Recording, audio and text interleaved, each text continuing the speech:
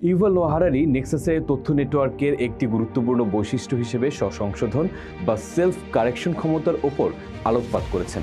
তিনি দেখান যে কোনো জটিল সিস্টেমের মতোই তথ্য নেটওয়ার্কও ত্রুটিপূর্ণ হতে পারে, কিন্তু এর টিকে থাকা নির্ভর করে ভুল থেকে শেখার ও নিজেকে শুধরে নেওয়ার ক্ষমতার ওপর। ঐতিহাসিকভাবে বিজ্ঞান বা গণতন্ত্রের মতো ব্যবস্থাগুলো বিকশিত হয়েছে কারণ তাদের মধ্যে অন্তর্নিহিত স্বসংশোধন প্রক্রিয়া ছিল। নতুন তথ্য বা প্রমাণের ভিত্তিতে একদিকে যেমন পুরনো ধারণা বাতিল হয়েছে, নতুন তত্ত্ব সেভাবে গৃহীত হয়েছে। আধুনিক তথ্য নেটওয়ার্ক, বিশেষত ইন্টারনেট, একদিকে যেমন ভুল তথ্য বা বিদ্বেষ ছড়ানোর বাহন হতে পারে, তেমনি এটি দ্রুততম সময়ে সেই ভুল ধরিয়ে দেওয়ার এবং সঠিক তথ্য প্রচারের মাধ্যমও হতে পারে। উইকিপিডিয়ার মতো প্রকল্প এর বড় উদাহরণ।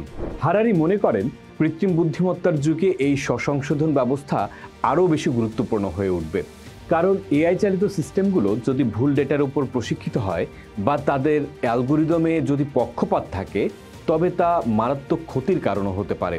তাই এআই সিস্টেম ডিজাইনের সময়ই তার মধ্যে স্বপরীক্ষা ও স্বসংশোধনের ব্যবস্থা রাখতে হবে।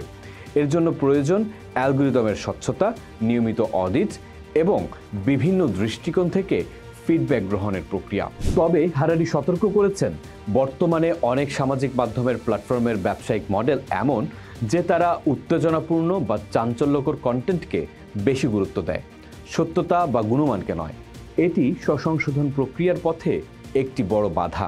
একটি সুস্থ ও স্থিতিস্থাপক তথ্য নেটওয়ার্কের জন্য প্রয়োজন এমন পরিবেশ যেখানে গঠনমূলক সমালোচনাকে উৎসাহিত করা হয় এবং ভুল স্বীকার করে তা থেকে শেখার সংস্কৃতি থাকে।